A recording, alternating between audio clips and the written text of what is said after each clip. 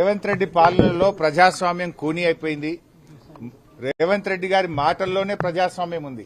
ఎన్నికల ముందు 6 గ్యారెంటీలు కాదు 7వ గ్యారెంటీ ప్రజాస్వామ్య హక్కు మీకు కల్పిస్తామని ఆ రోజు చెప్పారు.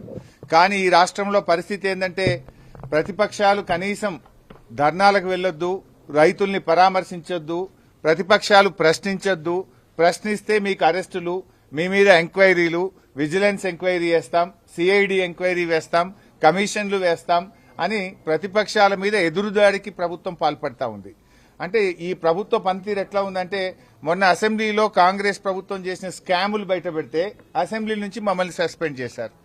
ఈ రోజు పరిగిలో మరి కన్నీరు మున్నీరుగా విలపిస్తున్న రైతుల్ని పరామర్శించడానికి మేము వెళ్తా ఉంటే ఈ రోజు మమ్మల్ని అరెస్ట్ చేసి శంషాబాద్ పోలీస్ స్టేషన్ లో పెట్టారు. అంటే ఈ రాష్ట్రంలో ఒక నిర్బంధ పాలన జరుగుతూ ఉంది. ఈ రాష్ట్రంలో రేవంత్ రెడ్డి పాలన ఎట్లా ఉందంటే గడీల పాలన, బేడీల పాలన, నిర్బంధాల పాలన, ఒక గుడ్డి పాలన నడుస్తా ఉంది, ఒక పోలీస్ రాజ్యం నడుస్తా ఉంది. ఇది ప్రజాస్వామ్యానికి అంత మంచిది కాదు. ఇవాళ మేము ఏమడుగుతా ఉన్నాం, మీరు ఏదైతే 2 పంటలు 3 పంటలు పండే భూముల్లో ఫ్యాక్టరీలు పెట్టాలని నోటిఫికేషన్ ఇచ్చారో దాన్ని రద్దు చేయండి. ఏదైనా పనికిరాని భూములు, సాగుకు పనికిరాని భూములు ఎన్నో ఉన్నాయి, అక్కడ పెట్టండి పరిశ్రమలు. ఇవాళ మీరు నోటిఫికేషన్ ఇచ్చిన భూముల్లో పాపం ఎస్సీ బీసీ రైతులు ఉన్నారు, పేద రైతులు ఉన్నారు, మంచిగా 2 పంటలు పండే భూములున్నాయి. గా భూములు ఎందుకు లాక్కుంటారనే మేము అడుగుతా ఉన్నాం. ఇవాళ మమ్మల్ని అరెస్ట్ చేయాల్సిన అవసరం ఏమొచ్చింది?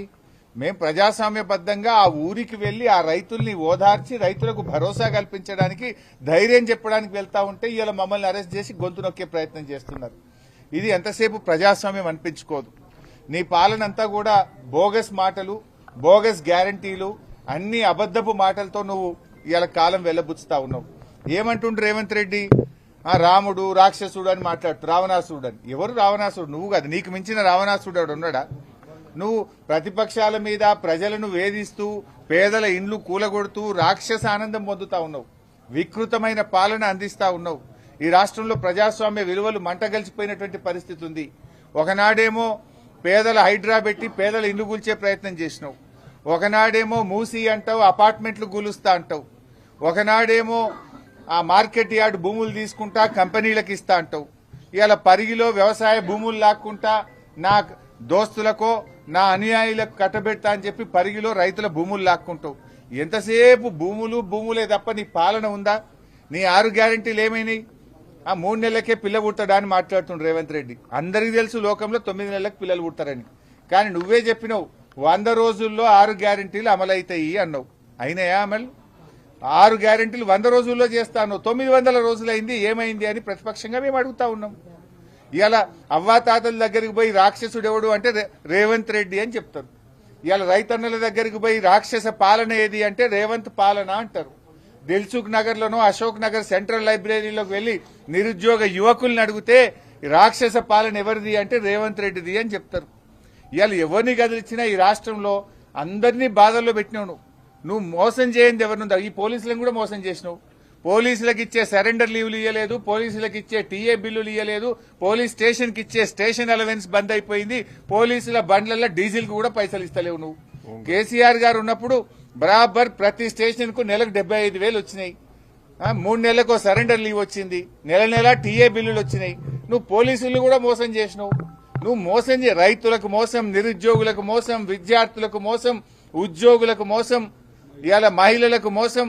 నువ్వు మోసం చేయని సెక్షన్ ఏమన్నా ఉన్నదా? ఎంతసేపు పోలీసులను అడ్డం పెట్టుకుని నడుపుతున్నావు. ప్రజలకు అర్థమైంది నువ్వేదో మళ్ళా గెలుస్తా అని పగటికల్గా అంటున్నావు, ఏడబోయినా చెప్తున్నావు. నువ్వు గెలుసుడు కాదు కదా, ప్రతిపక్ష హోదా కూడా రాదు.